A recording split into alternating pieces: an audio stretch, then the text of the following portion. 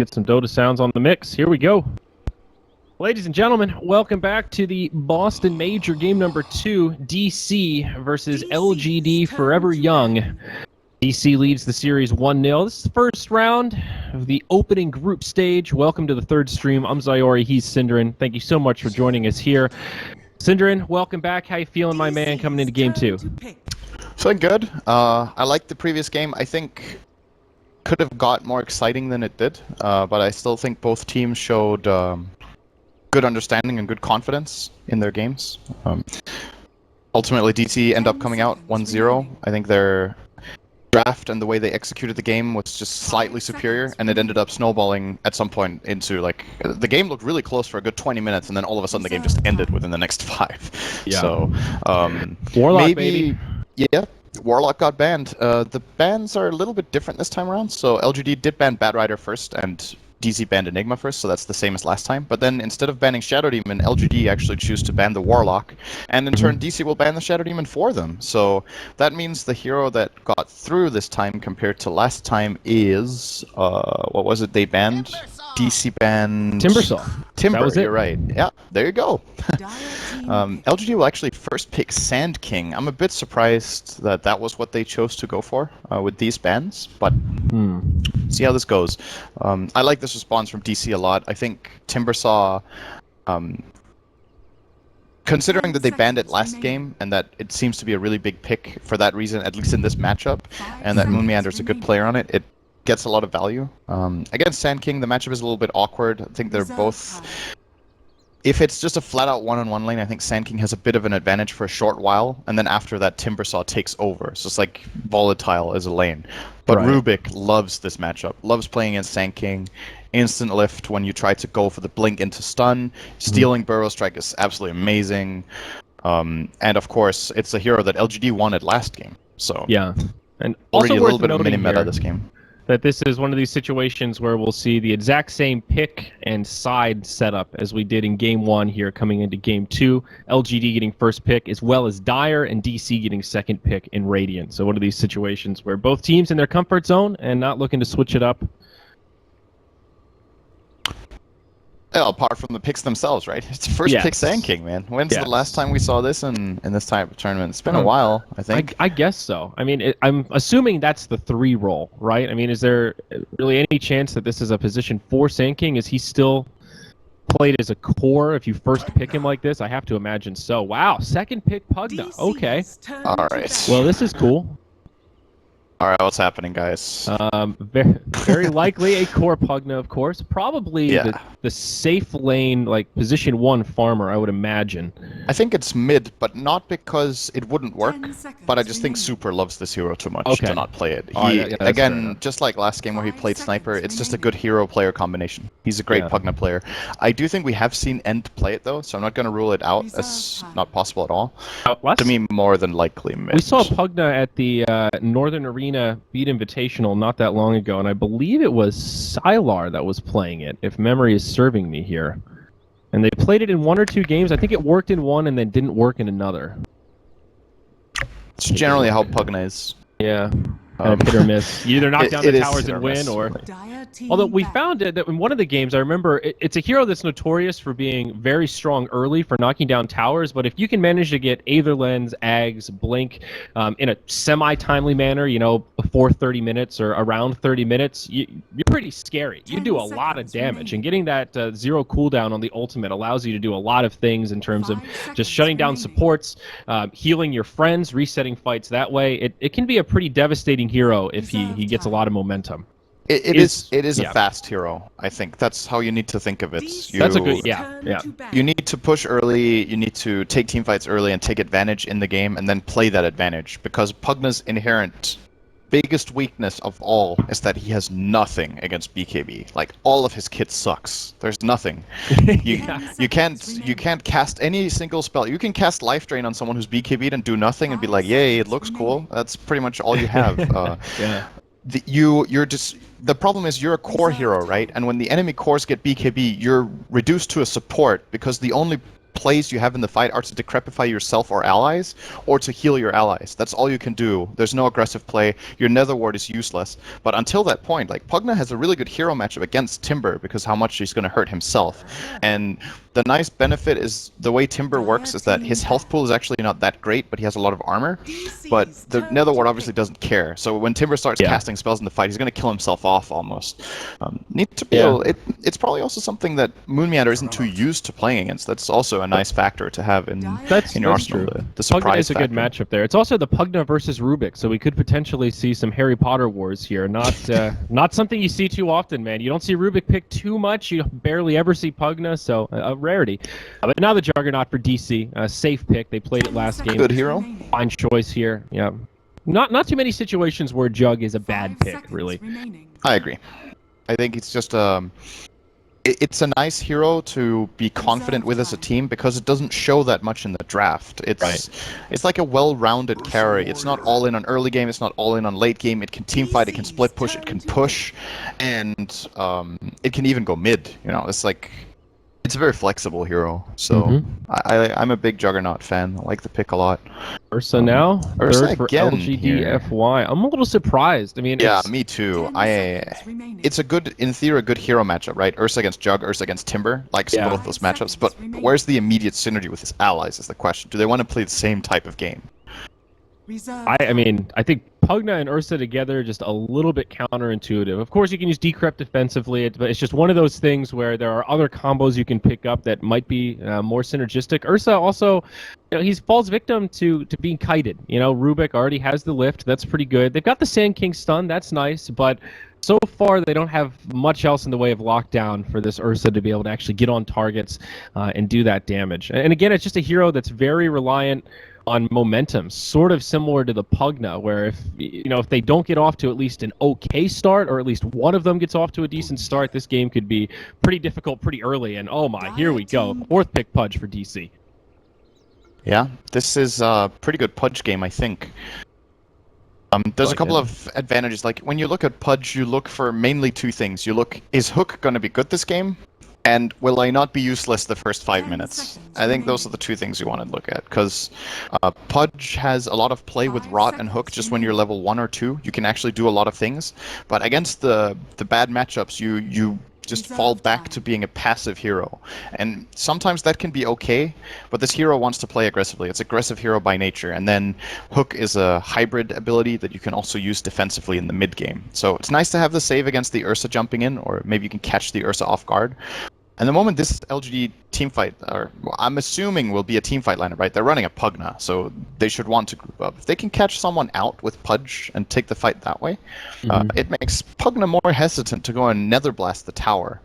And that's their primary way of accomplishing what their lineup is meant to do. So I could definitely see this being good. Yeah.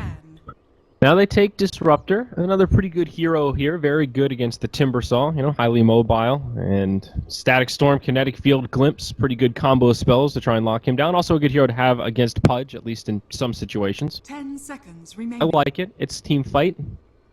Disruptor does not like playing against Jugger, though. Yeah, that's true. But the thing is, this is the position that's another thing about Jug that's so great, is that you actually don't want to play support against that hero. There's like almost no support in the game that is like, yes, they picked Jugger. Let me play this game. All of your spells, if you're position 5 with a hero like Disruptor, you can't really itemize anything to get around his magic immunity, so you're just at the mercy of Spin being a god ability that just renders you useless for its duration. There's not that many options. Disruptor has the chance of catching him in Static Storm, maybe. If they get the Sand King stun, it's a nice follow-up, but then they're still dealing with the Hook, right? Like there's this 10 seconds remaining. There's this uncertainty for me right now looking at LGD's lineup on how they force the fights on their terms. I think last game I actually liked their draft more than this one. I do like the Undying if they round it up final nicely, ban. this could work. Razor. Razor They're just putting a last lot of week. emphasis on the lanes here. That's very clear. All 3 of their cores are good against Timber in lane. All 3 of their cores are also good against Juggernaut in lane. So it's This is a definitely lineup- a good early game setup here. But they need to make it count. Between 5 and 10 10 minutes, seconds they can remaining. fight pretty easily. I think that's for sure. I'm still a little worried about their lack of lockdown. There's a lot of eggs in that Sand King basket. He better have some big Reserve burrow time. strikes this game, because That's about 10 it, seconds you know. remaining. Yeah, they've got glyphs, Yeah. you know, you've got kinetic field. That's sort of a lockdown. 5 It's half of one, I suppose. And now Alchemist for DC. A little bit of late game security, difficult hero to close matches out against. I think this is a really smart choice here.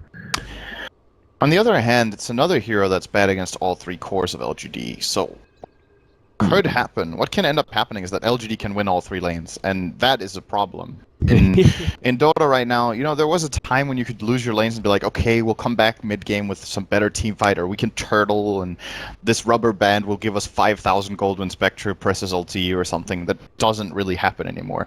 So if you're a team with Alch, and you lose all three lanes, then the problem is the discrepancy in gold is Alchemists will get a lot of gold, right?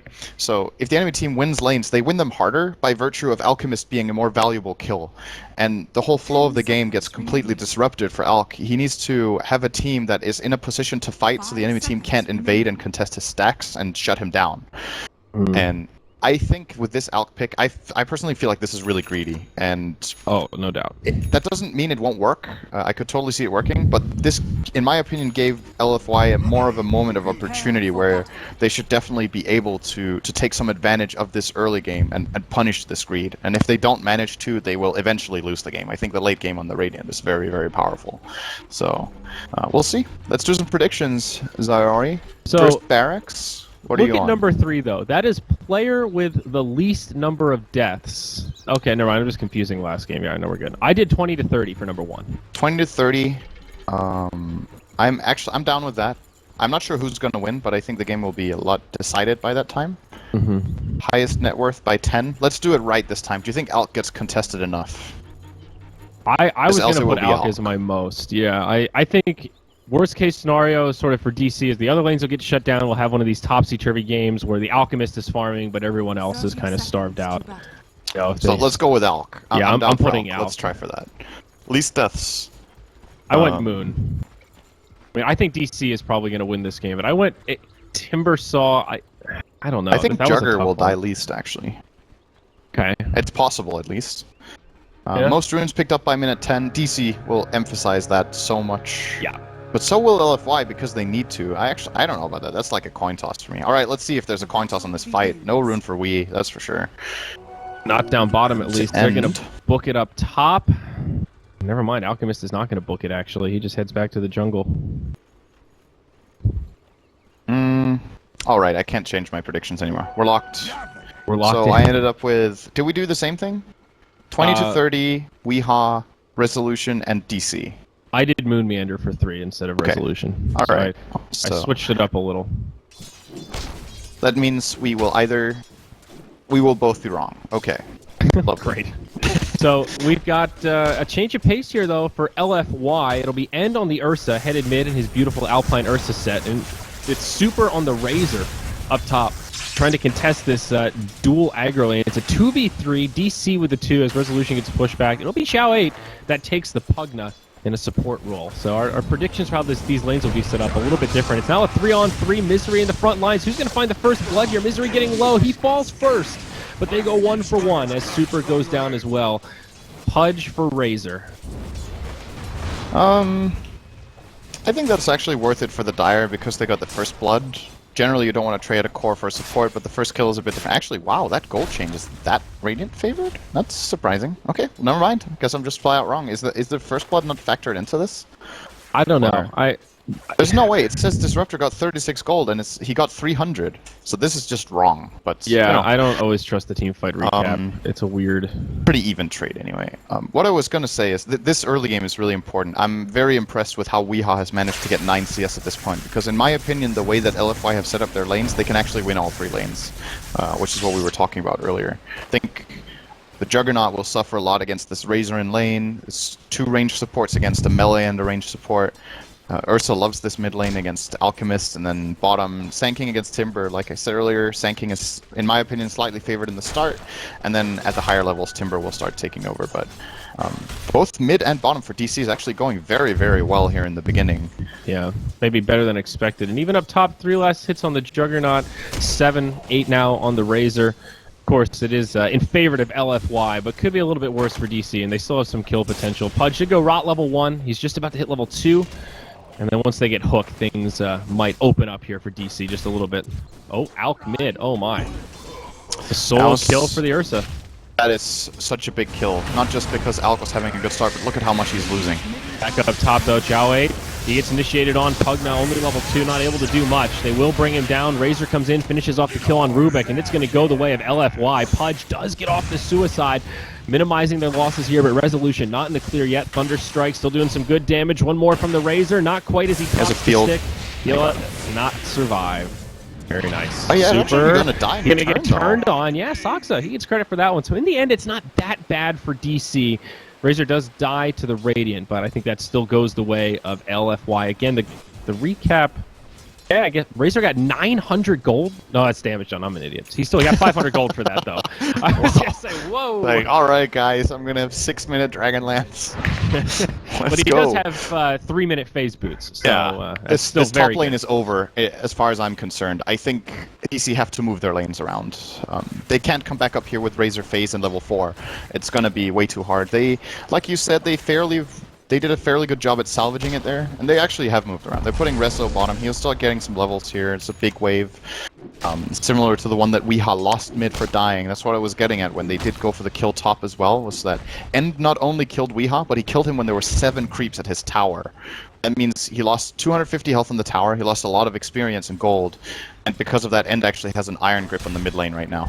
Almost level 6, minute 4, getting 2 runes. One of them is a DD. DC is still handling this pretty well, though. They'll put Moon Meander mid. Alk, he's gotten those basic levels, and he just moves into the jungle to start clearing out some stacks. This is the road to recovery. It's a slow start for Wii, but he still has 15 last hits. There is some room for recovery. They'll sack the off lane for now and just start working the jungle. Misery level 2 on Pudge, bumps into Yao. They'll just kind of say hi to each other and go their separate ways, it seems like. This is where it's important, in my opinion, for LFY to realize that this top lane's fine. Just leave the Razor alone. And they're doing exactly that. They're going to move away the Disruptor and the Pugna, because what you want to do now is you want to pressure on Nice. They're going to get the kill here on Misery. Good rotation from Xiao 8. And now they're going to pressure into the Radiant jungle, because this is how you contest the Alchemist at this point in the game. They made it very clear that Alk is jungling.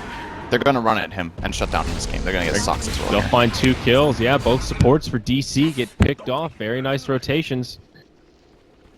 Pugna now level 3, starting to get active around the map. Weeha finding a little bit of farm in the mid lane. He does hit his level 6. One of the first roadblocks here for Alchemist. Now he gets the Chemical Rage, so he can farm just a little more easily. A little bit harder to kill. All the while Super just farming away up top. Now level 5, racking up the last hits. Interesting to see the early phase boots picked up here. I feel like it's been all boots of travel on Razors. Are phase boots coming back?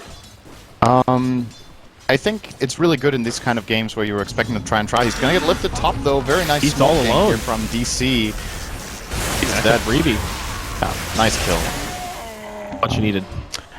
Something I really enjoy when watching DC when they're playing their best is how quick they are at adapting to the situations in the game. And they just showed it again there. Yeah, maybe in trouble. Moon Meander now rotates in. It's a level 5 Timbersaw. They'll go for the kill on Xiao 8, then he tries the TP out. Will not happen, and they pick up 2 around the map. DC striking back here, reclaiming some of that lost lead. Misery. He's actually fine. Is that a life? Is that a Morbid Mask on the career? No, it's phase boots for End as well, man. They're racking up this move speed. Interesting. Yao got the rune bottom. I think so far I'm very, very wrong on runes. No, actually DC still has the most runes. Interesting. Similar to last game, I think this Roche is just going to go to Dire, and I think DC will have to accept that with their lineup. Their chance of contesting that when Ursa really wants to go is too low. Like, Pudge will not be ready. Juggernaut has been sacked a bit in the laning stage. Alchemist does not want to go there like minute 7. Yeah, it's going to be tough for them. And even Timbersaw actually doesn't like fighting in that area because of the limited options you have with trees. So, he hasn't even picked up a point in Timber Chain yet. No. He's going I definitely like this here. build from Moon Meander, though. Something I think Timbers underestimates how good reactive armor is. And I know it sounds stupid, right? Because everyone knows that ability is just broken. But it is so good when you get it level 4 early. Yao misses the stun mid. Soxa might actually live here because of it. Moon Meander TP's in and they'll get pushed back. Oh, that's a missed opportunity for LFY. That was a smoke rotation too. It's unfortunate. And now DC, Weeha's get a getting a pass. lot all of a sudden. Yeah. So they had this good invasion from LFY for like a good 30 seconds where they were in the Radiant jungle, but they've only managed to get out one ward, and there's actually a sentry next to it. So if DC walk over and see it, which will happen right now, we will... No, okay. Yes, Come no, on. he'll see it. There. He's gonna get rid of this ward, and now there's actually no control of the game anymore for LFY. The one ward they have top is not that valuable right now, so they need to make an invasion again and get in and contest this Alk, because else he will be getting to that point of no return for LFY where it might just be too late. Misery has an option here. This is a Radiant ward, so DDC doesn't know quite where he is. Could maybe blind hook him. Oh, he's so close. You'd think you'd be able to smell Pudge if you were really that close to him, but not quite. Now Kinetic Misery's actually in field. trouble. Gonna get glimpsed here. Maybe it's level coming one out. glimpse. DDC can't get in range. It's such a dinky little range there indeed. Moonmeander on the run, still does not have Timber Chain, gets glimpsed back, turns to about face the other way, drops the Chakram, Kinetic Field, and now he's going to start taking some damage. And will get in range, drops some right clicks, and Super gets credit for that kill. 1-0, LFY get another. But it's a big rotation from them, and I will be harping on this a lot because I feel like that's just the storyline of every Alchemist game, is how is Alchemist doing? And Weeha's having a way too good time in this game right now. That's how he's doing, yeah. Yeah, he has Armlet minute 8:30 and about 60 CS. And this was after they had an unfavorable lane matchup and they invaded. Oh, Soxa's in trouble. Yep, in a little bit deep. Kind of got sandwiched there. Really not many options. Sorry, they should be de-warding this ward. That's fairly obvious when he's in that position that he must have warded. So I'm not expecting that to live its full duration. Scan from Radiant. And End is too low to Roche right now, actually. Yeah. They can't go for it. Moonmeander up top. Does have that point in Timber Chain now, but DDC limited on mana, has a glimpse if need be. It looks like Moon's just trying to cut the wave, and maybe they'll finish off this tower up top, open up this dire jungle a little bit. LFY is doing the same on the bottom side, though. This tier 1 is not long for life, so this will probably go to the Pug. Nope, they want to give it to Razor, it looks like. I think he might blast it now because of the glyph, just to make sure. They're going to hit it. Alright, got it. So that goes to Pugna. But this early game, I think if LFY could see where this is going right now, I don't think they're happy with what's happening. They have to put more pressure on this Alchemist. And they see him, I think, on this ward. They just saw him on the top ward for a glimpse of a moment there. And they will be trying to make their way up there, but this is not an easy path to invade. Right. At the and same there's time, just a lot End of is under distance to pressure. cover. Now they're starting to rotate up top. They know that most of DC, it seems like, are starting to posture. And gets hooked. Uh-oh. No follow-up. Ursa, kind of a scary hero to pull in. And that's the end of their own gank. Yeah. Pudge, This not gank yet from level DC 6 actually either. disrupted the entire timing of the smoke they used. Now nothing. Yep. Again, more space created for Alchemist. They're doing a great 4+1 right now, just creating these distractions. Now they smoked again themselves. This Ursa could be in trouble here. Here we go. Hook. Nice hook. Connects on the end. Remember, there's no Dismember, but it doesn't matter. They've got an Omni Slash. That'll bring him down. Meanwhile, on the other side, they go in onto the Alchemist. He does have Chemical Rage as well as the Armlet, and he will live. It's a Static Storm down from the Disruptor, and only one kill comes out for DC. Just look at the difference in net worth. I mean, over the last 4 minutes, 5 minutes, it has just been a complete change of pace with Ursa getting taken over. Now the Alchemist is 50% ahead of him. Yeah, this is very worrying for LFY fans. I think the play for them now is kill Roche and try to take control of the game. Like, go force fights, run into the Alk, smoke again, stop paying too much attention to protecting your Ursa top. I think he shouldn't even be there. He needs to be making aggressive plays. If he's farming in a lane, it gives way too much safety to this Radiant lineup, because he's their primary killer. He needs to go for something. And it will be the Roche call here, so that's a good start for LFY. Yep. And no question, vision how many for smokes do they have? They have one on Disruptor. 3 wards unplaced as well here for DDC. They need to get them out to get this control. Whereas if you're looking at DC, keep doing what you're doing. Split the map, get the farm, get the picks, and you just have that Alchemist ticket that you know you can rely on to take over the game soon. Yeah, this next little window may be a little bit scary, but I mean, handing over Roche while Alk is just free farming and stacking in the jungle. Honestly, I think DC can stomach that. Once he gets Radiance, this game gets way easier and he can start really power farming, getting towards that illusion spam, and then just start taking over the map, kind of Naga the Siren style. And on top of that, DC are finding other objectives while the Alk is farming, getting this tier 1 here in the top lane. Glyph has already come out. This will be a freebie for resolution as LFY start to group up and maybe think about their options with this Aegis. Ursa's still quite a ways off the Blink Dagger. He's only got 1,000 gold, so if they want to wait for that, he's going to be holding on to this Aegis for at least a minute or two. Yeah, I don't think that's the play though. They need to collapse in this mid tower and just get it now. He's farming these golems in the jungle. It's okay because now Alchemist will not at least not get this camp, and the Pugna can be their pusher in mid, which we're seeing right now. Xiao 8. I think DC will just give up this tower and be like, okay, this probably happened later than they were expecting. 13 minutes was how long it took to get this mid tier 1. At the same time, you almost have a relic now on the Alchemist. Top lane, they're split pushing here. Ancients being stolen though. Good stuff from LFY. They're making the right decisions right now. I just feel like it's a few minutes too late. Yeah, it's also not a huge amount of Ancients, and Alk's still getting a couple kills here with the Acid Spray. Now very close to that relic, about 200 gold off. DC just playing a very cautious, mindful game, not giving LFY any openings to initiate, putting pressure on the other sides of the map, realizing that they're all clumped up kind of as 5. The resolution all over the place, splitting the lane up top, TPing immediately down bottom, and just pushing this lane out, making it very hard for LFY to find that ideal fight that they're hoping for. Yao now pressing forward. He does have a Blink Dagger, broken though by the Acid Spray, and will not find any kind of initiation. This is tough for the Dire team right now. They're really not finding much. Still the right idea that they're playing right now. Yeah. So even if it's not going too well with getting the tower, they're asserting pressure on the map. They just got 3 wards out. No one is hitting a tower right now. Now Resolution is going to dare to move forward and poke at it a bit here at bottom, and probably going to see someone TP down to defend, but at least they got some sort of control now. And then they need to play this control, still use their Aegis. I think the Blink is coming out within a minute on Ursa now. Yeah, but Resolution should be very happy with this. He gets the confirmation that Super's TP'd, and LFY aren't going to force a fight without their Razor there, so... Again, buys them more time on this Aegis, just about 2.5 minutes till it expires. I want to point out though that this is not a bad gold graph to have against an Alchemist minute 14. The gold is even. That means you're doing pretty well. That's true.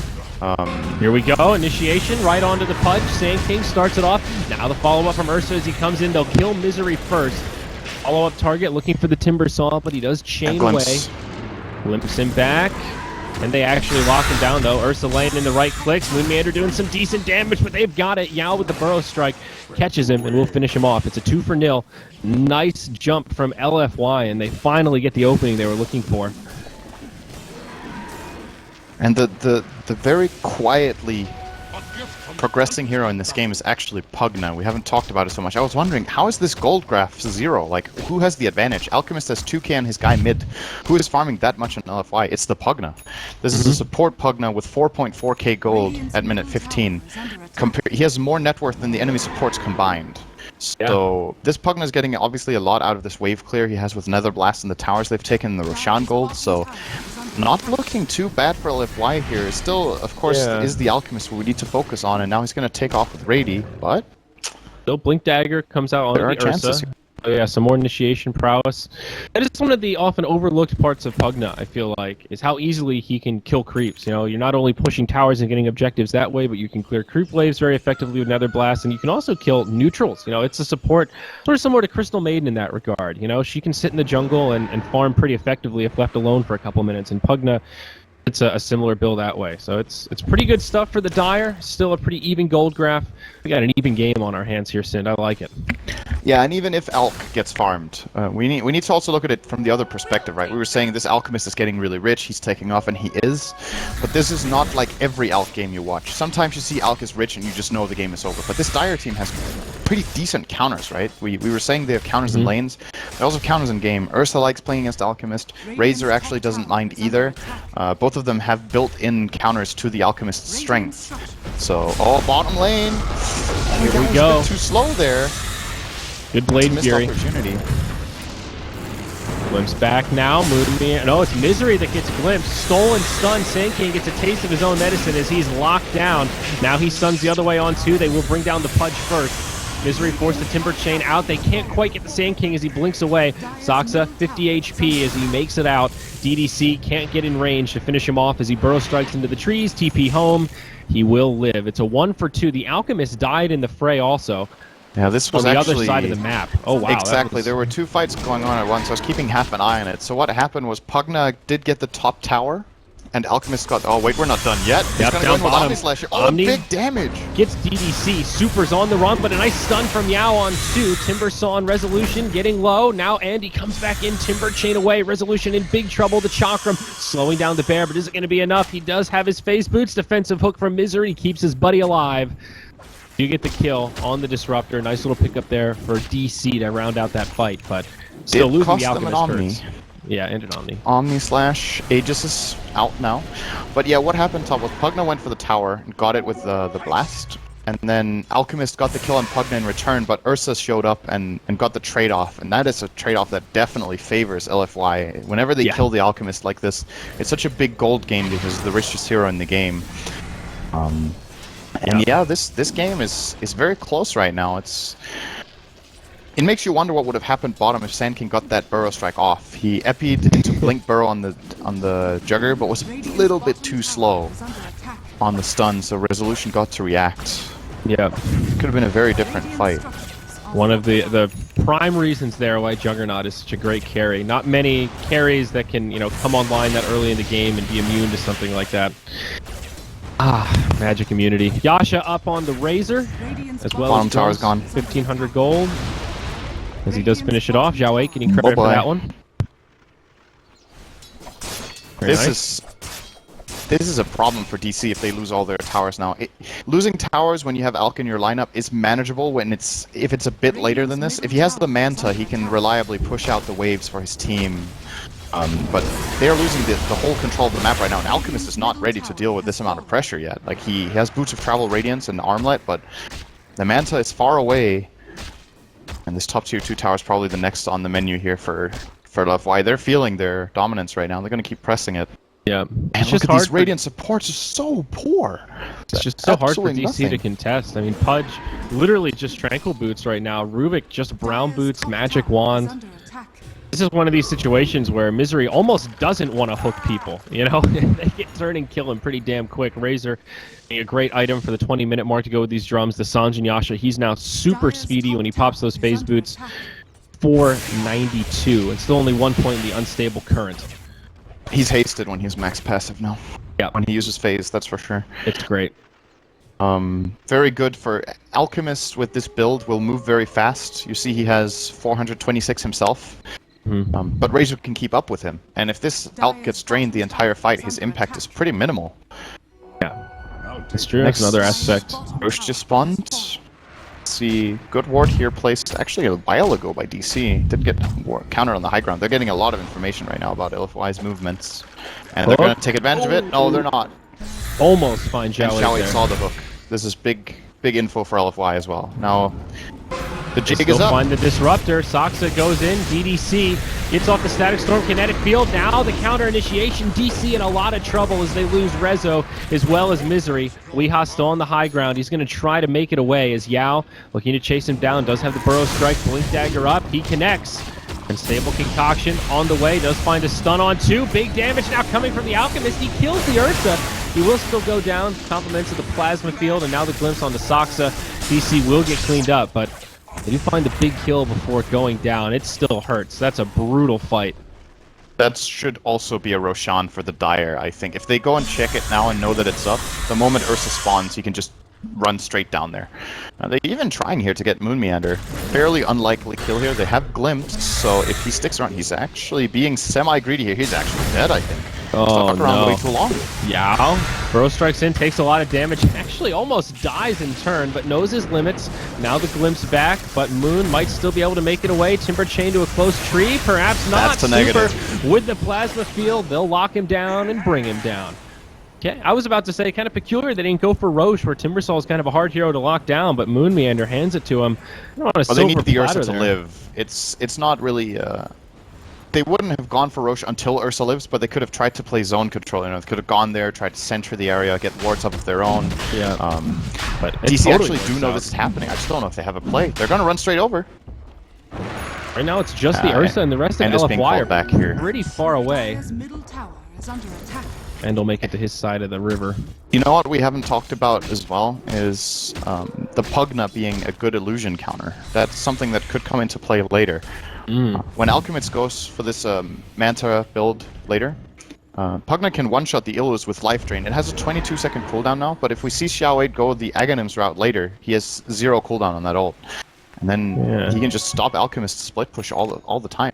Great Radiant scan here. Catches the smoke from the Dire. They'll just back out.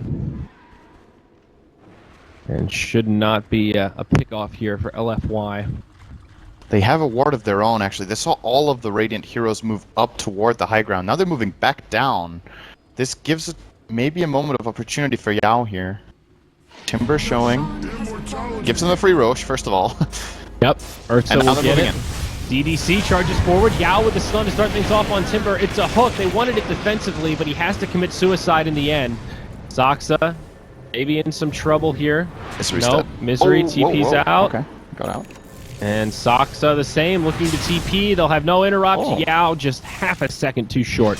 Nice TPs from DC there. I definitely thought they would have lost something from that. Yeah, me too. Well, I guess suicide on the Timber Saw. That's some Bloodstone charges, but that's about it.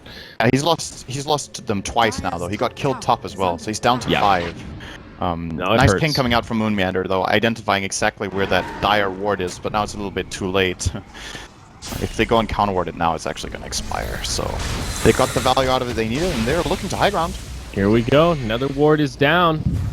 No buybacks available for DC right now, so if they get cleaned up here, this could potentially be pretty scary.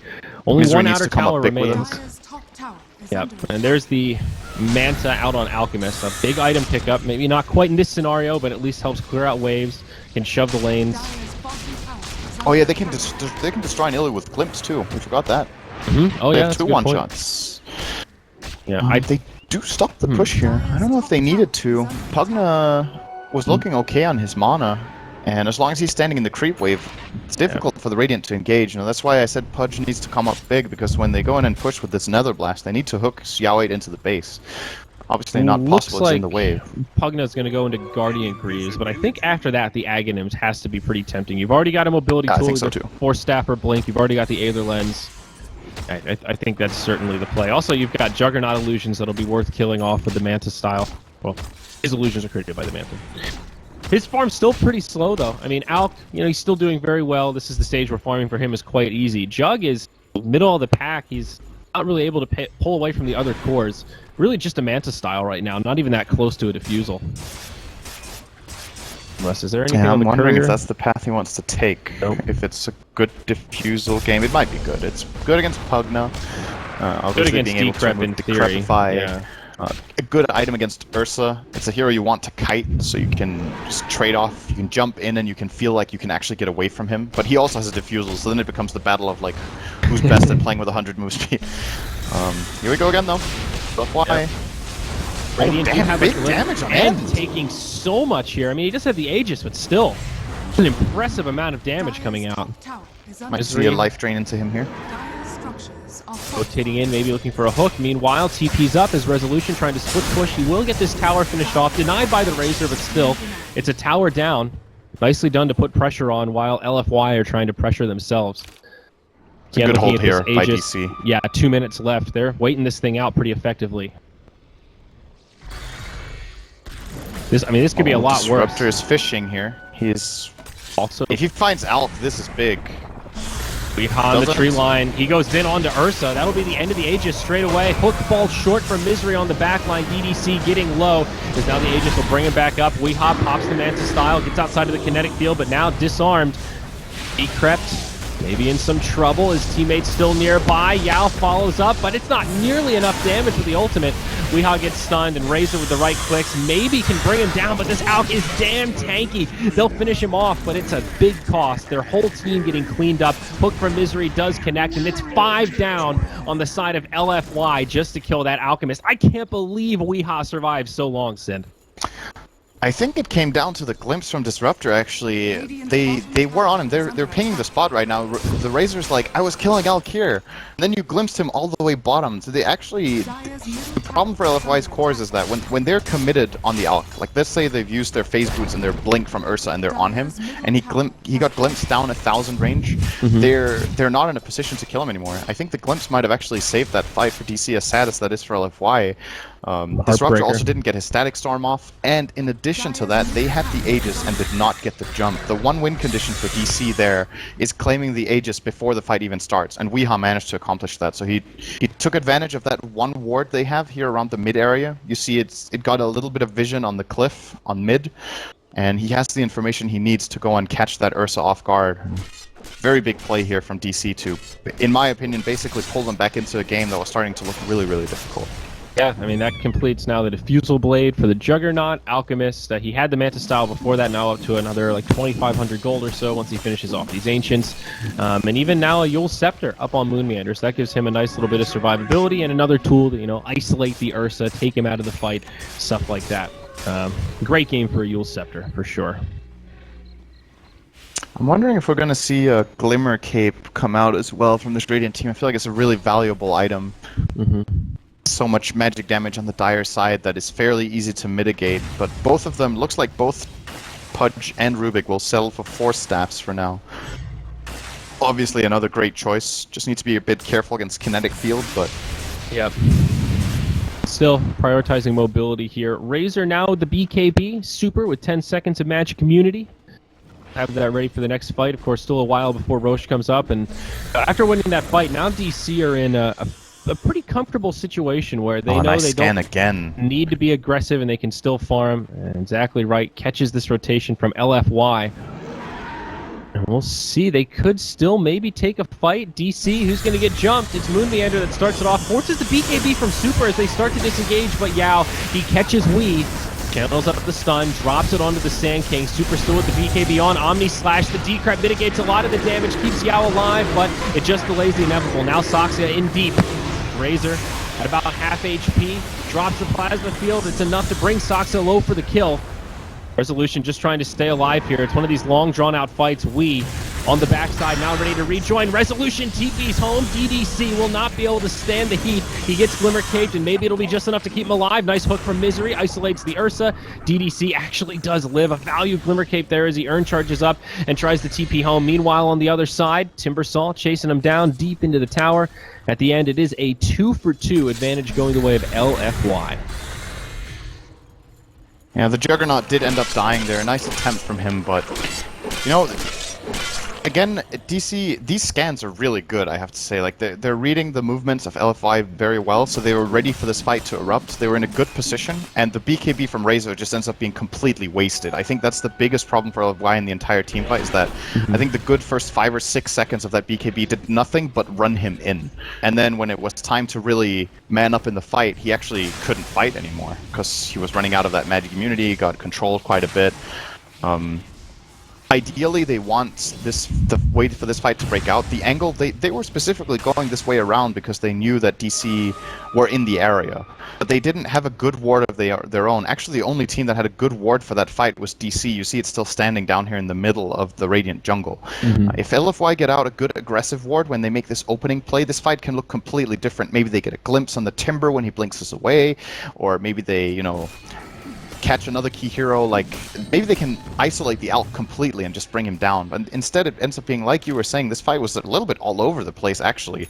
And if that favors a team, it's DC. Like over time, Alchemist Radiance will wear them down, Timber will wear them down, and the BKB, as we said already, just and ran out. On top of that, over time reactive armor will heal up the Timbersaw. The ult from Alchemist will slowly heal him up. Plus you've got Healing Ward. You know, long spread out fights are great for DC. And also, you know, Pudge, he loves the hook dismember combo. You've got cooldown issues there.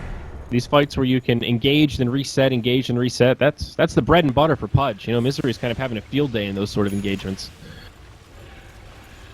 So here we go. We're gonna have a fight again. Yeah, smoke from DC, scouting with the illusion up on the high ground. They'll get a little bit of intel here. Maybe they can make a catch. Hook falls short, but a noble effort, right idea. LFY will just back out now. I actually think the ideas that LFY have are right. I think going for that fight that they did in the Radiant Jungle was a good choice. They just didn't execute it well enough. But they're not scared. That is he gets caught. Not the way to start this fight. Xiao 8, he gets pulled up, and yeah, that'll be the end of the Pugna. No buyback on him. In comes Wee. He has the stun, gets it off. It ends up being a double for Misery. Ouch. Brutal. Yeah, DC just played their high ground advantage very well there. The Observer Ward at the Secret Shop gave them the confidence to move in, and then they ultimately find the pick. And this has been, to me, the biggest difference between the two teams in this game. I think DC just have better reads. Their warding is better, the way they take the fights is better. LFY definitely have the tools needed to fight, but they're just not executing on the level that DC are in these fights. I still think LFY should not be blamed for trying to take these fights. I think that they're making the right choice. If you remember, they got like 5-1 in a team fight, and the next thing they did was run straight down into the Radiant Jungle to fight again. Yeah, and I admire that. I think it's the right choice. They can't just get scared of fighting into DC because they have the tools. But at this point, now it's getting really hard. You have to pressure the Alch. Even when you fall behind like that, you gotta up your risk tolerance, But we'll see. Outer Towers down for LFY. It's nothing but base left standing. You see in a very comfortable position. Roche has respawned. A focal point of this match, as we'll see. Another rotation out. LFY, they catch one. Hook not going to be there to save Resolution. Now it's a 4v5. DC on the back foot. They could still potentially take a fight here, though, if they can catch this right. Super getting slowed down. Misery gets left behind. 4 stack down. Will not be enough to save him. It's a 2-0. And a Roche. This should be Roche, yeah. This is just when you think LFY is down, they strike back and make a good play like that. Yeah, well, the primary difference is just who gets the jump and on whose terms the fight happens. They get a jump on the Juggernaut, totally different fight. Misery tried for a nice hook there, but Sand King got in the way of it. That's something that Sand King, a very innate part of the hero against Pudge is when you stun your target, you will, generally end up behind them. So the saving line for Misery is difficult to find. And that fight, that definitely goes the way of LFY, so they're still alive in this one. This Roche also has a cheese for Super. Can maybe draw out his BKB now in the next fight and use it after the cheese. Or the other way around, obviously. Yep. He's also got a plate mail. AC or Shiva's on the way. I think AC pretty damn good here. But speaking of Shiva's, he's completed now on Wii. So this is where things start to get fun for the Alchemist. Getting into that territory where pooling Aghanims could become a reality. A hero like Rubik could be pretty good here. Giving it to the Timber Saw could also be pretty nice. Exactly. Timber recovered enough. You remember he was down to 5 Bloodstones, right? Moon has managed to find another 10. And that's really important because this hero has mana issues when it comes to buying the Aghs. Aghs is very, very mana intensive to use, but when you have this many Bloodstone charges and the Octarine, because he knows his Aghs can get pulled, this Timber will become massive, and at some point he's going to buy BKB, and then he doesn't care about Sand King, Pugna, or Disruptor at all. It's actually true. He only needs to really deal with the Ursa. In terms of late game, Timber is one of those heroes that it will hit a wall where he just can't itemize anymore. It's a hero that doesn't really benefit from Moon Shard, so even some stuff like that aren't upgrades he can go for. Having a pooled Aghanims is amazing. It gives him a huge upgrade, an item that he usually can't afford to get rid of, and opens up an item slot. So exactly. I like that. It's generally what you often see in late game is that Timber has to choose between having the Blink or having Octarine or Aghs or a Hex, right? One of those items has to go, or he needs to drop his boots, which is not advisable in most situations. But that Agh slot solves it. Now he can get his full luxury build on Timber, which is the Blink, Shiva, Octarine, Aghs, Bloodstone, and Hex. He can have all of them. Yeah, we will probably see him replace the Yules in the end if we get to that stage. Yeah, for sure. Shiva's Guard now out on the Razor, so Super not going for the Assault Cuirass, and also the Skull Basher now out on En's Ursa. So looking most likely for the Abyssal Blade there. Great item to have on the Ursa, as we talked about. He gets kited. Having lockdown is one way to solve that. 4,200 gold up on Alchemist. Do you go Aghanim soon, or do you replace the Armlet first and then start pooling? I like Aghs now, because I think if he keeps focusing too much on himself, it's important distribute the gold here. If only Alk is very rich and he gets caught, they have a problem. But there's other heroes in this lineup that can scale very well. I think the Timber Axe for me is probably the absolute best choice right now, which is why he is actually going Axe. I was just gonna make a joke that he bought something else because he's used a lot of gold, but it wasn't. It is indeed the Axe. I think Timber Axe, and then next up, maybe Pudges. I actually think Pudges is better than both Rubik's and Jugs this game. Yeah, I think Jug is lowest on the totem pole for sure. Rubik, I mean, you know, it's not just about the Ag's upgraded spells, but just the bigger cast range. I am completely wrong. It's Juggernaut Ag's time apparently. Whoa! I could have been more wrong. All right, I'll nice shut stats. up. I mean, you know, it's easy to just be like, you know, oh yeah, okay, right? To try to. I personally don't think this is the best choice. The nice thing about it is that the logic stays the same, right? You're making another core scale. And they chose that Juggernaut's Omni-Slash and the extra stats on him would be more valuable than on the Timber. I personally disagree, but it's the right idea regardless. I think one of the other...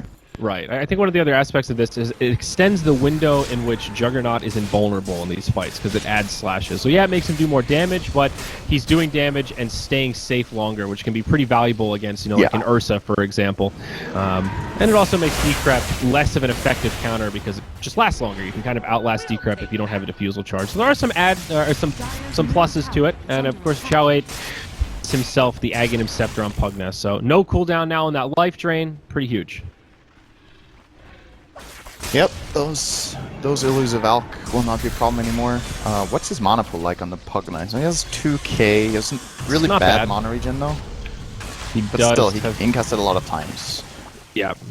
And once he gets Guardians, that'll help a little bit. Mech, another big mana cost item he's hanging on to. Here we go, set up onto Razor. Will there actually be follow-up though?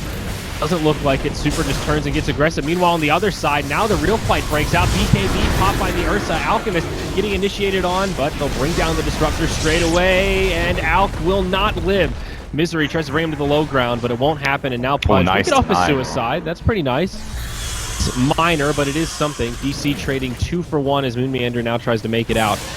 And this is going to be tough. He does not have a TP. He does have the gem, but long-range stun from Yao. He's got Naganims. And they will find that kill. Omni-Slash from Jug, bouncing all around, but Resolution maybe biting off more than he could chew here. Tries to spin again, does not have a TP. Stocks it in deep alongside. He'll get decrept, and Jug will get stunned up by Yao and locked down. It is a full 5-man wipe. LFY trading just their position 5 disruptor for the entire team of Digital Chaos. My God. And I think, you know, in this fight, the moment Alk is dead, I think you just abandon ship as DC. I can see why Resolution was tempted to jump back in. There's 3 heroes isolated on the side, nothing around them. He knows he has the Aghanim's ult, but his ulti is not strong. Like, he doesn't have damage items yet. He has a Diffusal and a Manta. He doesn't have something like a Mjolnir that will proc like 6 Chain Lightnings among those 3 heroes in the forest, or something like an MKB so the crits hurt. Yeah. The Aghanims is not providing the value yet. It will be amazing when he has his next item or 2, but he needs to get there. Like, that Omni-Slasher, you barely even saw it on those 3 heroes. Yeah. Like, they didn't care. That was honestly why I hesitated. I thought, well, I hear it, but where's the damage? Really? I don't see it. Oh, glimpse here onto the Timber Saw. He's in a he's in precarious trouble now. situation. Yeah, it's a 1-on-4, and it's soon to be 1-on-5. Static Storm, Kinetic Bloodstone Field, Dual Scepter, buys him some time, gets off the suicide. Best case scenario there after getting shut down, or after getting caught like that, rather. He just lost 9 Bloodstone charges now, though. He went from 15 down to 6 against, and now we're back to square 1 for him, and it does make a big difference for that hero. It really sucks losing all those charges. So LFY pretty much just pulled back the game. This was looking very grim, but that Level advantage, 2. being 4k gold behind against an Alchemist at 41, very, very good. Yeah, all these heroes really starting to come online. Razor's BKB paying some dividends as they now go towards the high ground. Chow 8 slowly but surely chipping it down. One of the most obnoxious parts about Pugna pushing is it's just so hard to glyph. You know, you can predict when the Nether Blast will come off, but it's just slow and steady sieging. They'll take a little bit of chip damage and just back out. LFY playing it very safe. There's actually another thing that we should also mention here is obviously I was talking way earlier in the game about Ursa's matchup against Juggernaut.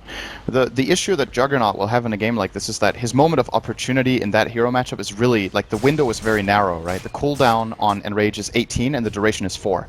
So you have 14 seconds, where you have a play, right? When those 14 seconds are over, nothing's going to happen. That's what happened in the side as well. Like, when Juggernaut went in for that Omni Slash, he might have got unlucky. Like, maybe that's why it looked weaker than it actually was. A lot of the slashes go on an Ursa who's in Enrage, and it does, like, nothing, right? And that will be happening in these fights, more than likely. But still, you know, if Resolution gets the perfect Omni Slash there, I still think he doesn't kill anyone. It's not at that stage yet, but it's something to keep in mind here that... Well, what does the Radiant actually do about this Ursa? He's a really big problem. They have no silence. He will always get off the Enrage. Then they know they have a 10-second window. When that window is over, they're in trouble again. Yeah, I wanted to say Hex on Timbersaw, but that seems like it's a pretty long ways off. That's this game far away. Could end before that comes out, that's for sure. Another Aghanims now on the way for the Alchemist, and we'll see who he gives it to. He gives it to the Pudge. Okay. So Misery now has the 4-second cooldown hook. I'm really surprised, Sind. If you had asked me, I would have said Timbersaw and Rubik were the two highest value this game, and he's gone the opposite route. I'm not feeling the Timber as much after he lost 10 Bloodstone charges. It does change it a bit, and maybe their concern is they actually can't really use it on him until he has BKB, because he's just going to kill himself on Nether Ward. But that's kind of like a glass half empty approach, if you think of it that way, because then you're already in the mentality that you cannot play the fight from ahead because there is this one ability that will ruin you. The other way of looking at it is, how much can we do when the Nether Ward is down? And then all of a sudden Timber can be a monster with 2 chakrams. Awesome ability against Ursa and Razor, who are very movement-based carries in the fight, to have those two. So yeah, they're going to go for the Pudge. I could definitely see it on Rubik too. The only issue is the only very good steals are Burrow Strike and the... Here we go. Oh, they not find again. Weehaw. Nice hook though. Defensive hook. Saksa will still die first, most likely. Omni Slash goes off to Chow 8, but he'll break up some of the damage. They'll still go 1 for 1. Pugna dies. It's another one of these spread out fights. Weehaw going in on the DDC will finish him off, but now on the bottom, they catch the Juggernaut. Resolution getting low. Yao pops the epicenter and does find the kill.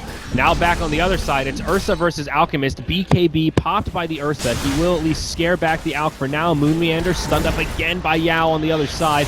It's a 2 for 3 and soon to be 2 for 4. It looks like Moon getting low, but he actually does a lot of return damage. They can't quite bring him down. Wee looking to reinitiate the fight. They will rendezvous, and then he backs out. Ooh. Timbersaw, he gets interrupted. Nice stun from Yao, and that will secure it as End blinks forward and gets the bash. Oh wow, click on that dire ward in the middle of the jungle there. Look at its reach. Oh wow. You see that? Right where he was caught him. Literally on the edge of that ward with Timber. That's why the Sand King saw him there and got that stun off. And that was like, that must have been like less than a quarter of a second from TPing out on that Timber. He's going to feel a bit snubbed about that one. Unfortunate. Another 2,500 net worth swing, again going in favor of LFY. DC still holding on to a very small gold lead. Experience now going vastly in favor of the Dire, and lo and behold, it's Roche number 4. Dies in about the blink of an eye there as the Aegis once again comes out onto Ursa, and she's, I think, on the Razor? Yep, there it is.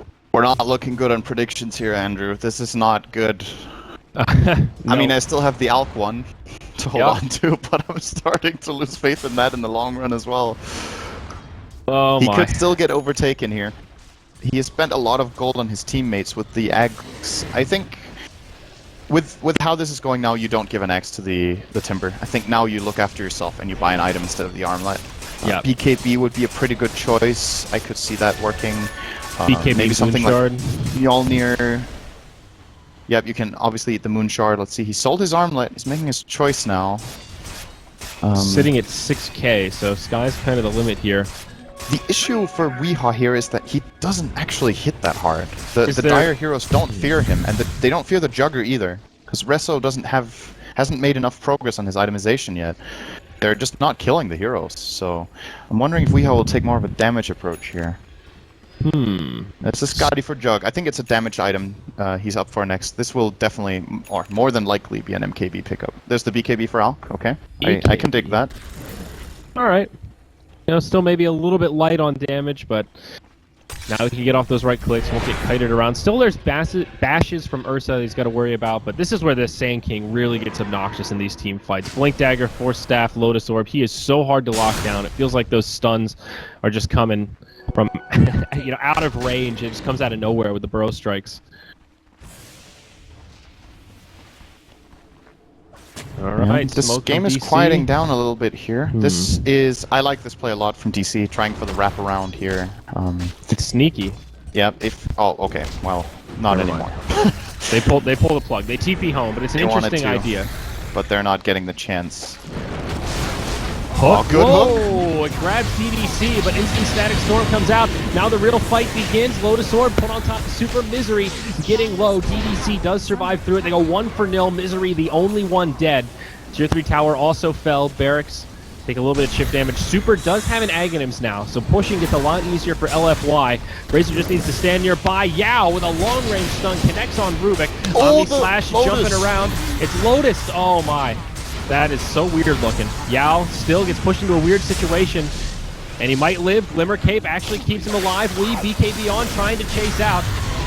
They get the 1 kill on Pugna. Now N trying to get in the right clicks, but Lee looking pretty strong in the front lines here. Super trying to isolate the Timber, but they're going blow for blow. Weeha's not going to win this duel. He dies to the epicenter from Yao. Moon Meander gets the counter kill that way. It's still looking okay for DC. 3 dead on the side of the Dire. Now Super gets left behind. Resolution joining the party, getting off the right click. Saxa will pay with his life, but it keeps the Razor around. They go 3 for 4. No buybacks used. Barracks in the mid lane do stay standing. They lost 1, but they hold the melee. So not too bad for DC. They get about a 2k net worth swing out of it, but it's a long, sloppy fight. That was a really good hold, though, from DC. They managed to fight into Aegis Cheese without having to buy back. This Ursa Aegis might actually end up just expiring now. And I'm wondering if End is not trying to press his advantage enough with this Aegis and should just, really go in, soak stuff, use the Aegis and give them that fight.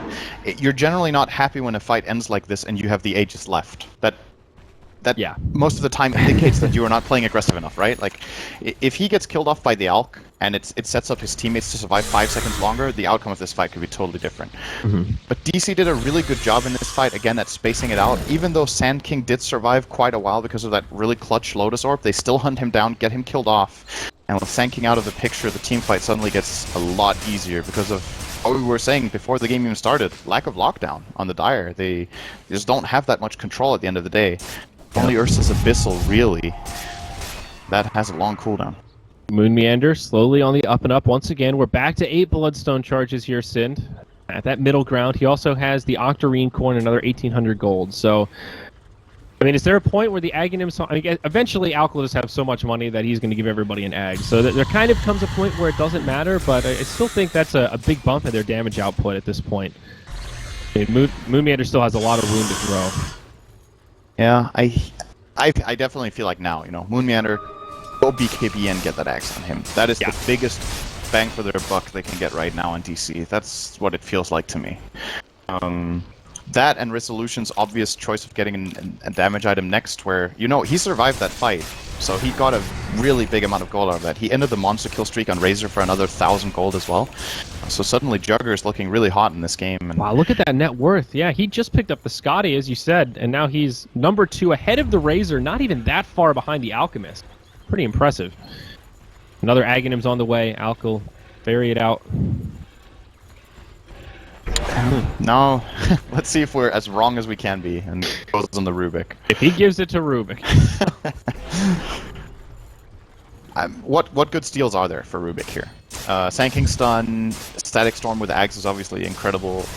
The Pugna ult will not be that bad of a steal either. You can try to heal his allies up.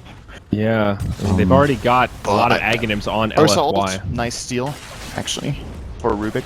Gives him survivability. Yeah. That's just that short decent. cooldown and cast range, it allows Rubik to sit back in the fights, helps his positioning. I always feel like the cast range is one of the biggest luxury benefits. Here we go. On they the got top eyes side, on Rubik. Initiation on Astaxa, defensive hook, pulls him back. He'll be fine. Top tower is under attack. No BKBs Super used. with the refresher. It's so strong right now. Saxa again. Alright, he pops the BKB for that. Maybe they get another one here. Misery also left behind. Yeah, that'll be an easy kill on the Pudge. Okay. I thought, you know, maybe just Rubik for a BKB could be worth it, but yeah, 2-0, certainly not. Nice set of pickoffs here for LFY. Maybe they just head mid now and try and finish off this barracks. No buybacks available on those two heroes. Of course, they don't know that, but this could Razor be a can dead clean the barracks. side of Rax in 10 seconds with Axe Refresher. Dire's top tower. He needs He does- 20 seconds on the second Eye of the Storm here, but they're still definitely going to press their advantage. This melee will actually maybe not even fall before the supports respawn. Oh my god, no backdoor glyph. protection. No glyph. They should still get it. 15 seconds. This is definitely enough. Okay. Oh, it's a little bit close. The backdoor protection at least makes it interesting. Wait, what? Oh. Jesus.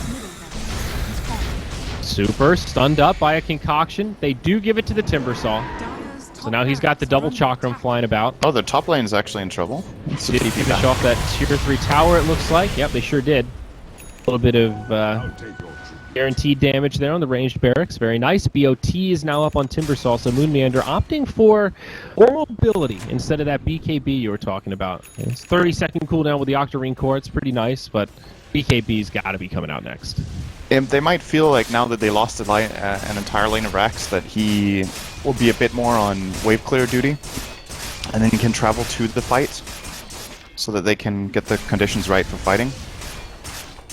Because the move speed in the fight itself from the travels, I don't think will play that big of a role. Mm-hmm. Yeah. It's like map mobility. Clear out those waves. Here we go. 10-second BKB up on the Juggernaut. Gives him a little more flexibility in these fights. We'll see how long we've got on Roche coming up soon, but MKB now out on Ursa. Pretty scary damage output on this bear. So only one diffusal charge left. That's a good point, actually. That's something we haven't really kept much of an eye on, the status on the diffusals. 8 on the Jug and 1 on the Ursa. Can start playing a role. Oh. They see Misery. They find the stun to start it off, but they disengage.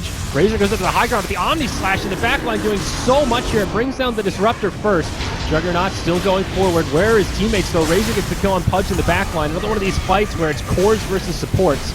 Resolution on the run. Alchemist trying to focus on Super here, but he won't be able to keep his Juggernaut alive. This is a whiff team fight for DC. They've lost most of their cores. Rubik gets left behind. He'll be killed next. All of this for a Disruptor. It seemed like a really good Omni Slash at first, but it broke up this fight into all of these little 1v1s, and then DC just couldn't handle it. This Razor is just fun. If they don't manage to get a couple kills early, DC, they will just get run over by the double Eye of the Storm. Weehaw had to run away from the Razor very early in that fight and just give space, and the Ursa gets to, like you were saying, just hammer into the timber, and that just very quickly only goes one way when that starts happening. So, yeah, the big hero for me on the Dire in this game is just really the Sand-King. It's all of these fights, when Sand-King gets these multiple stuns off, it's what sets the tone of the fight, it's what sets their cores up to shine. And Yao has been doing a really excellent job this game on that SK to look at to what looks like now almost secret in the game. They have a 2 Rax lead against Alk. That is... I don't know what the win rate is on that, but it's going to be really damn good.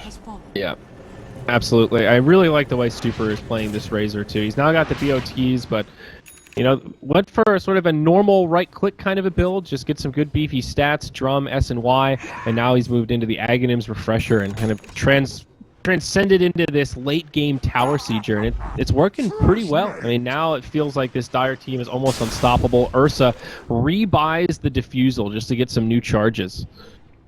Okay. And I think something people tend to forget when they look at Razor is that Eye of the Storm gives minus armor. So when you're running these 2 Eyes of the Storm next to each other and you stay on a target, that target very quickly runs out of all of their armor. And then even though this Razor hits for 200, all of a sudden he hits for more than 200. Like they will go into negative armor and he will start crushing them. And then Eye of the Storm itself also deals physical damage, so it amplifies itself. Yeah. So yes, it is a great tower sieging build, but it is a great combat build too. Like this damage just very quickly becomes insurmountable for DC in these fights. And they're going for what seems to be a last-ditch effort here. If this fight fails for them, that's probably the GG call. So need to come up big here, get a good ward first off. There's a counter smoke from LFY as well, and they're going for the big wraparound. I think no one's going to find each other here. We'll see. LFY go deep into Radiant territory. Both teams dropping the scans, both teams missing. Okay. The about face now. Here we go. Oh, Juggernaut, he gets caught first. Resolution pops the BKB, but he gets stunned. He'll be brought down first. He does have a buyback. It's not over yet. But now the rest of DC trying to retreat. Super makes it to the high ground. Follow-up stun from Yao. They're dropping like flies as now they lose Moon Meander. Wee pops the BKB. He's on the run. This will be a tough one. He TP's out. They've got no way to interrupt TP. it. Clutch. Yep, Abyssal Blade still on cooldown there. So they do get 2 cores, both of them with buybacks. I mean, pretty brutal. I don't know if LFY can end off this, but another one of these team fights that shows how pretty convincingly this game is in their favor. I mean, they're going for the win. They're going to go off tier this. 4. They'll force the buybacks here. Yeah. Good hook. Oh, they might be able to find Chow 8. 4 staff back. Another 4 staff back. Another Glimmer Cave. He will not live. This could actually be okay for Radiant. Omni Slash bouncing all around. Timbersaw brings down the Pudge as well as the Disruptor. They've already gotten the Sand King. And now it's a 4th one. Ursa falls. A godlike streak goes the way of Moon Meander. That's with buyback gold, though. Yep. Let's take a look at the overall recap. So it's a 4 for... Oh, that doesn't count. Okay. I see what you mean. But it's still... This is very, very good for DC. Being able to get these 4 kills only for a Juggernaut buyback, and of course being able to force buybacks themselves, they're going to run straight down here. Or a Roche. Like, it was a double buyback. Oh, who else? Timber. Oh, Timber. Okay, so 2 buybacks. It's, I mean, even then, it's still a good fight. So, not bad. They can't really expect much better than that. Razor didn't have a way to get into the fight. I don't think he saw a creep to BOT on while he was bottom. The idea for LFY was let's go down mid, force the buybacks, and then BOT our Razor in. We can either fight or back. And they kind of got caught in between, and they end up losing 4, and I think this really crucial Roshan that would have probably just been the game for them. Yeah, now going to go the way of the Moon Meander, Timbersaw. Roche 5, if I'm not mistaken. Another Aegis and Cheese.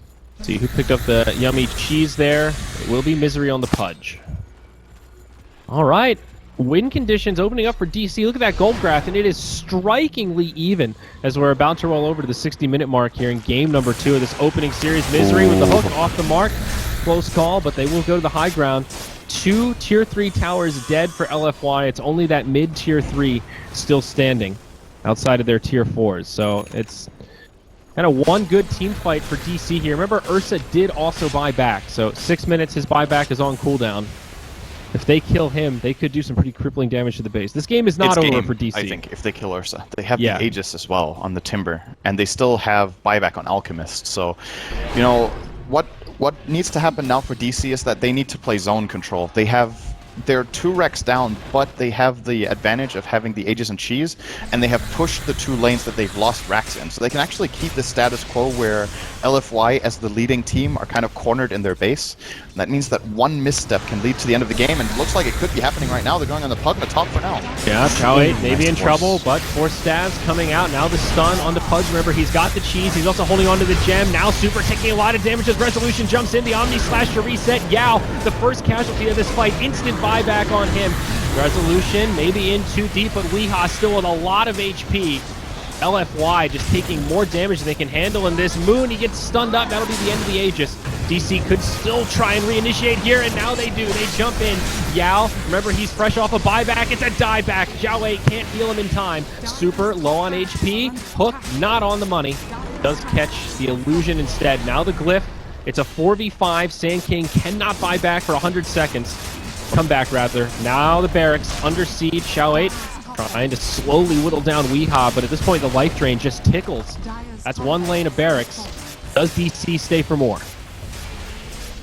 Would you believe it? That one move LFY did down mid where they had killed 2 cores might have just led to them losing the game. They could have just taken the Roche for free, right? I believe it was up at the time.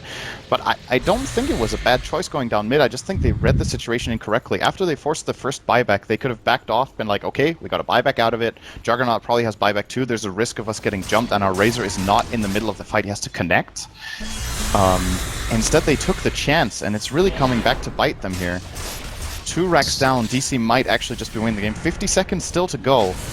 And that's why they don't want to fight without the Sand King. It's brutal. So difficult. No Stolen life drain. And they're not going to be able to wait. Once this tier 3 tower goes down, the bottom barracks are already exposed. Weehaw actually taking a lot of damage. He gets forced deep into the base.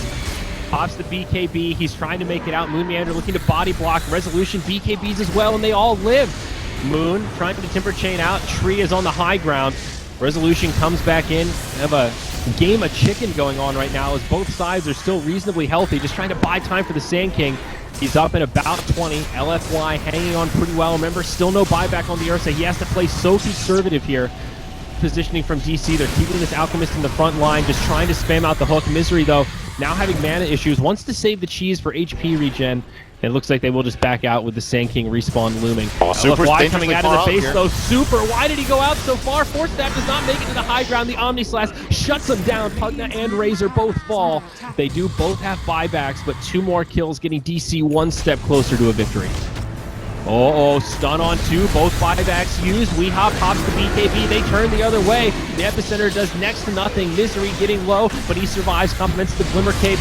He will make it out. Now Ursa getting low, Force Staff, double Force Staff. They get the counter kill on Moon Meanders. Super with the BKB on, comes far out of the base. They are running low on buybacks. LFY cannot die here, or this game could end, but now they're doing the big damage. They're going to turn it and kill the Alchemist. They still have a chance. Someone's winning this game, Andrew. Timbersaw does not have buyback here. Soxa does not make it out. Oh, he now bought back the buybacks Alch now. ready to be used by DC. Yeah, he's already bought back. They lost a tier 4 tower during that mess, so it looks like he just wanted to defend the base. I mean, this game is a roller coaster right now. I have no idea what's going on. That's not a good thing to say for an analyst, but let's just be honest here. Good hold there for LFY, though. I mean, there's still a tier 3 tower standing. These fights are actually completely crazy. This is what's so beautiful when it gets to these like late game scenarios and it's so tense, is that there's a lot of like small or even bigger mistakes happening all the time, but they're kind of evening themselves out, and it makes for some really, really cool fights where, the clutchness of the individual players is really what's sealing the deal for either team now. Both teams have pretty much nothing left to fall back on, so this one fight coming up right now should be the game, unless by some miracle we get like an even hero trade. Now, There's remember, no Roche for an eternity. they're no on buybacks. a different cooldown rotation, though. DC have their buybacks coming up on their cores in about 30 seconds on Juggernaut and Timbersaw. So that's going to give them a small window here where they'll have a pretty big buyback advantage. Both of their supports right now have buyback available, and for Dire, it's just the Disruptor. That's it. So small window, still a pretty long time until Roche, not even into the RNG portion of the timer yet. Yeah, Juggernaut's buyback being up in 15 is really important. Very, very important. But this game, man, you're seeing a 14k lead for DC after they're 2 racks down, after the gold was back to 0. They got the Roche after Dire getting, I think, 4 consecutive Roshans.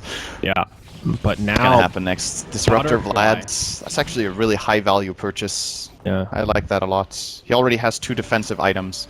It was between that or trying to greed for an Axe, but I think he just realizes that that's not realistic anymore. This game will be over before he gets it.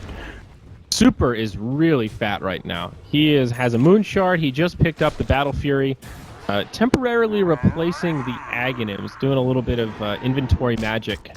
We might see him try and Courier Micro, use the Ags to pop the ult, and then swap the S and Y back on.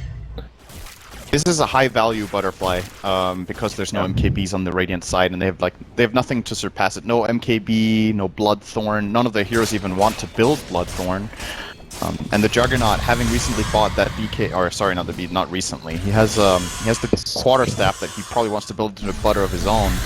He also wants that buyback gold. He's very far off being able to counter this butterfly actually from Super. Could this be a Bloodthorn coming on the Juggernaut? I mean, technically, yeah, it could be. I don't know how good it is mathematically on that hero because you already have a built-in crit. But it might still be the choice. It is one of the best late-game items, of course. You sort of look expensive. at it against the butterfly, like who else is going to be able to buy it here? Moon Meander's not going to get it. Weeha's already having slot issues, and Soxa and Misery are not going to be able to farm it. So yeah, if that's the item that they think they need to win this game, he's the only candidate. It's very, very true. But at the same time, I think he wants a butter of his own because there's no True Strike on the... Oh, actually, never mind. Ursa has Ursa MKB already has already. MKB, yeah. So. Then I actually just think it's flat out a better choice at this point to go for that Bloodthorn. Okay. The butter won't do enough, I think. It also doesn't work against Razor's ultimate. At this point, Razor's primary damage is his ultimate and the Shivas, just like all of this, and just the drain, right? You'll drain the damage and start right-clicking down, but even if you evade a couple of hits, this Eye of the Storm is still going to whittle you down in these very extended fights that we're having. Yep, intense territory here. Buyback advantage now swinging in favor of DC. Ursa has his available. He's the only one on the Dire. So 30 seconds until Roche comes up. It's a very fast respawn after the guaranteed timer, only about 25 seconds. Ooh, this high ground advantage for DC is scary though. Oh, missed the stun on Yao. Now the turn the other way. Another ward down, doing a little bit of poke damage. Razor. I have the storm on Rubik. Pretty useless. Barracks are under attack. Okay. Not what he wanted. He can Isn't that push one, with it. though, He has Axe. He can pop it and then steal something else. So it's not a bad steal, right? That's Eye of the Storm stays on, correct? It's how often do you find yourself as Rubik No, going in but, with Eye of the you know, Storm and being still. able to damage anything? Of all, no, that part's true. But at Just least watch it's it one be the that- game decider here. He pops it and they get racked because Yeah, he's dude. killing it with Eye of the Storm. It's a buff. That's anything that you can buff and then steal something else and still use it. I think is not so bad on Rubik. There's certainly worse things to steal. But we'll see. Glyph available here for the Dire. Slow and steady. Resolution taking a fair bit of damage. Super pops the BKB and actually charges out of the base. That is Very not aggressive happening. play. They need to be very careful not Hook to get falls hooked short, right now. but yeah, if they just jump on this Razor, this could be bad. Hook onto Yao. Oh no! They catch the Sand King. Now stun the other way. Razor comes in, pops the refresher. He's gonna pop that second ult soon. I think BKB starting to stack up. Misery will get finished off, but now and pops the BKB. He's getting low. Epicenter bringing Wee ever No so buyback, low. They Weehaw. kill the Alchemist. They also killed the Sand King though, and now Super. He's getting pretty low. This Pugna up on the high ground, he gets stunned, he can't keep life draining, but he does, he brings down Saksa. Zhao 8 just the king of the mountain right now as he does stay alive, but Super does finally fall. They knock down Zhao 8, Resolution blinks forward, buyback now from the Rubik. Oh, this life drain, it's really starting to hurt at this stage. He's up on the high ground again, DDC almost dies, Moonmeander can't find him, he doesn't have the detection, they bring down the Pudge, the Juggernaut getting low, but Moonmeander finds the kill on the Pugna. It is a bloodbath to the extreme, but I think LFY are the ones in a lot of trouble. The buybacks come from DC, they use all three of them. A nice glimpse back from the Disruptor, but they are out of resources to hold the barracks, and I think DC might have just done it here, Sin. They're gonna run back. They're scared of this Ursa being able to kill off Moonmeander, and then he will be... Well, he actually does have the buyback. It's Resolution who doesn't have one. They're re-engaging. We'll go for the Rax. Question is if they can get the third lane. This is still really expensive for them, actually. They've committed a lot. It does look like they will be successful in getting Megas here. Healing Ward is destroyed. Yeah, still 70 seconds before 20 Razor seconds or on Sand Pugna King. can He's come the up. big one. And can actually win this fight if they have the Sand King stuns. Moonmeander Good just hook. trying to box them out. They get the barracks. Now in the front line, Misery gets jumped on by the Ursa. They'll find the kill there, but I think it's too little too late. The Megas do go down. Razor gets his buyback. This He game is uses not it. over at all yet. They killed the Ursa. Now Actually. he has the buyback. Moonmeander on his way out.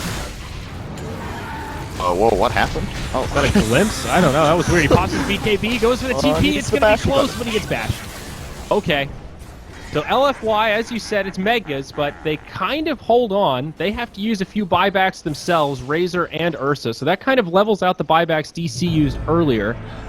And now Pugna pops his. I think LFY thinking about an all-in play here. There is a Roche if they want it. They know that Pudge is dead for a minute, but the other heroes will be up. The question is how well did they keep track? That's a rapier. Rapier for Ursa. Yeah, how well did they keep track of the Radiant buybacks is the question. Alk has one, Timber has one, and that's it, I think, right? So, if they focus one of those heroes first, that could be their loss. But if they get a pick on even a hero like Pudge or Rubik, just like any sort of good start like that where they get ahead in the fight, makes a big difference. And their own Sand King is 300 gold from buyback. If they get like a tier 4 and 1 kill or something like that, Yao could find himself a second life here. Here we go. We in the front lines. He needs to be careful. He does have the buyback, but you don't want to burn it straight away. He gets off the BKB, but he's just taking too much damage. He goes down.